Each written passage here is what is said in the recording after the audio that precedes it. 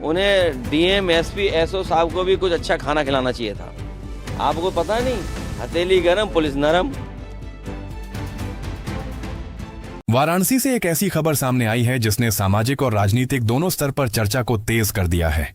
गंगा नदी में नाव पर रोजा इफ्तार करने वाले 14 मुस्लिम युवकों को पुलिस ने हिरासत में लिया है और इस पूरे मामले ने अब एक बड़े बहस का रूप ले लिया है। इस कार्रवाई के बाद समाजवादी पार्टी के नेता अखिलेश यादव ने कई सवाल उठाए हैं और पूछा है कि क्या गंगा में इफ्तार करना गलत है या फिर यह कदम लोगों के बीच दूरी बढ़ाने की कोशिश है। उनका कहना है कि ऐसे फैसले समाज को जोड़ने के बजाय बांटने का काम करते हैं और ये सोचने वाली बात है कि आखिर ऐसी घटनाओं को किस नजर से देखा जा रहा है। दरअसल यह पूरा मामला उस समय सामने आया जब सोमवार को बनारस में गंगा नदी के बीच एक नाव पर इफ्तार का आयोजन किया गया था। इस आयोजन में रोजेदारों के लिए फल, मेवे और चिकन बिरयानी जैसे खाने की व्यवस्था की गई थी।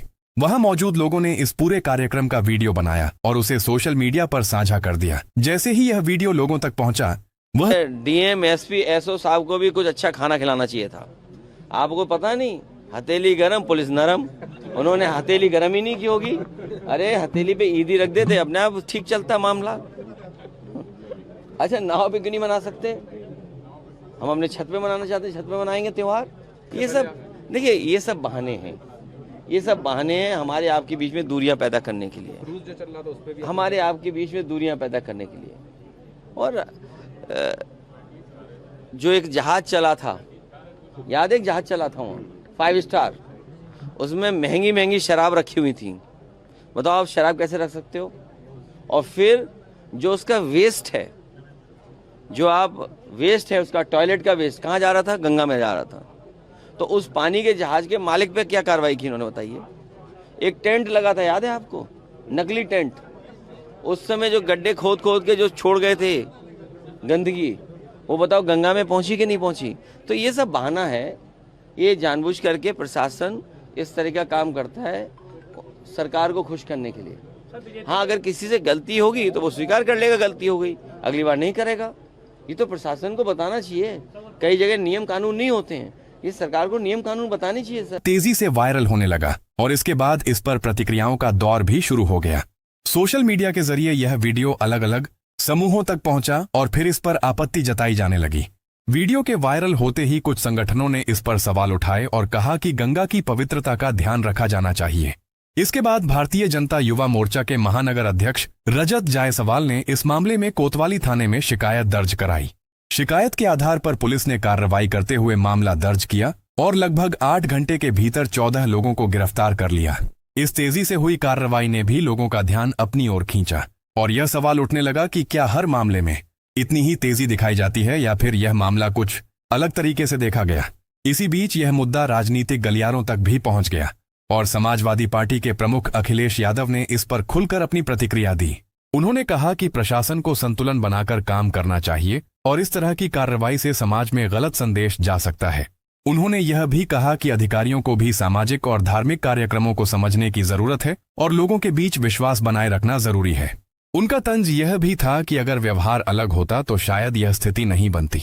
लखनऊ में एक इफ्तार कार्यक्रम के दौरान अखिलेश यादव ने इस पूरे मामले को उठाते हुए कहा कि प्रशासन को ऐसे मामलों में संवेदनशीलता दिखानी चाहिए।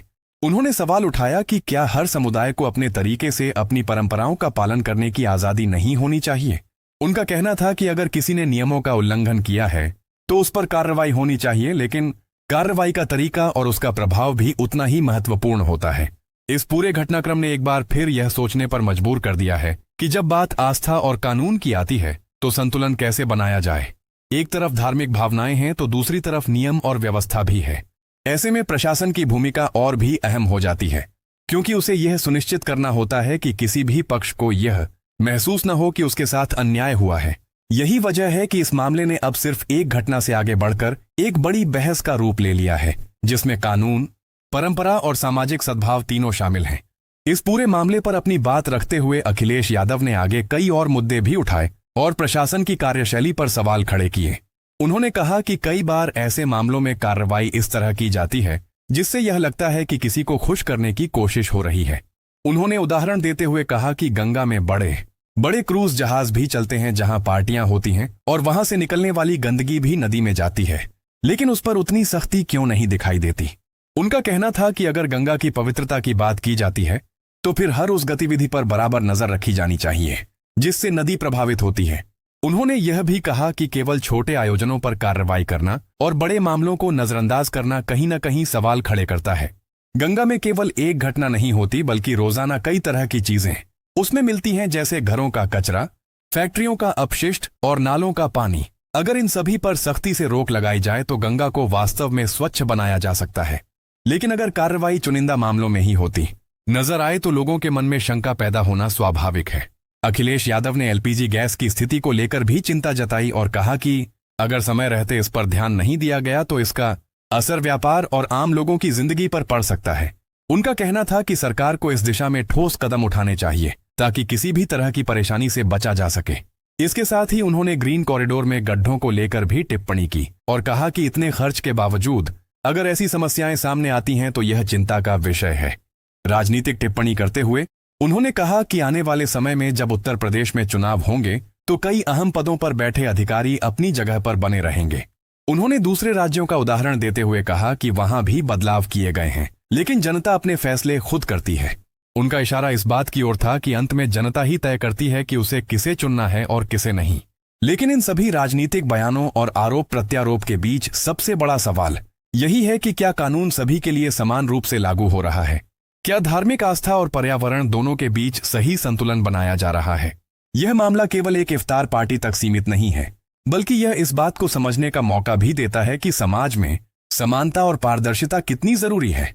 अगर गंगा को आस्था का प्रतीक माना जाता है तो उसकी स्वच्छता और पवित्रता बनाए रखना भी उतना ही जरूरी है। इसके लिए जरूरी है कि हर तरह के प्रदूषण पर एक समान कार्रवाई हो और किसी भी घटना को अलग नजरिए से न देखा जाए। जब तक नियम सभी के लिए बराबर नहीं होंगे तब तक ऐसे सवाल उठते रहेंगे और समाज में भ्रम की स्थिति बनी रहेगी। अंत में बात सीधी सी है कि देश में हर नागरिक को अपने धर्म और परंपराओं के अनुसार जीवन जीने की आजादी है, लेकिन इसके साथ ही यह जिम्मेदारी भी है कि वह दूसरों की भावनाओं और पर्यावरण का सम्मान करे। इसी संतुलन में ही समाज की